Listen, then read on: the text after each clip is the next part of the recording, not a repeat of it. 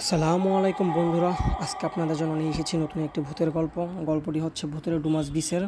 ঘটনাটি শুরু হয় 1 জানুয়ারি 2003 সালের সকালবেলা। রাশেদ ও তার বন্ধুদের সাথে এরকম একটি ঘটনা ঘটেছে যা তারা কখনো ভুলতে পারবে না। ওই সময় রাশেদ আইবি কোম্পানিতে চাকরি করছিল। 2002 সালের শেষের দিকে নতুন বছর পালন করার জন্য তারা ডুমাস বিচে যাবার একটি প্ল্যান করে। 31শে ডিসেম্বর ডুমাস বিচের রিসোর্টে তার বন্ধুদের সাথে নিয়ে যায় এবং সেখানে একটি পার্টি চলছিল এবং সেই পার্টিতে তার বন্ধুদের নিয়ে যোগ দেয়। আনন্দ করার জন্য রিসোর্টের স্টাফের কাছে কিছু টাকা দিয়ে ড্রিঙ্কসের জোগাড় করে এবং রিসোর্ট পার্টিতে তারা অনেক নাচ গান এবং আনন্দ ফুর্তি করার পর ডুমাস বিচে যাওয়ার জন্য তারা বের হচ্ছিল। এমন সময় একজন স্টাফ এসে বলেছিল তাদেরকে ওই জায়গাটা অনেক ভুতুড়ে, ওই জায়গায় রাত্রে খারাপ আত্মারা চলাফেরা করে, খারাপ কিছু হতে পারে বুঝে তাদেরকে সাবধান করে এবং ওখানে যেতে নিষেধ করে। তারা 3 বন্ধু বারণ সত্ত্বেও সমুদ্রের কাছে চলে গেল এবং সেখানে বসে তারা ড্রিঙ্কসের বোতল থেকে ড্রিঙ্কস করতেছিল।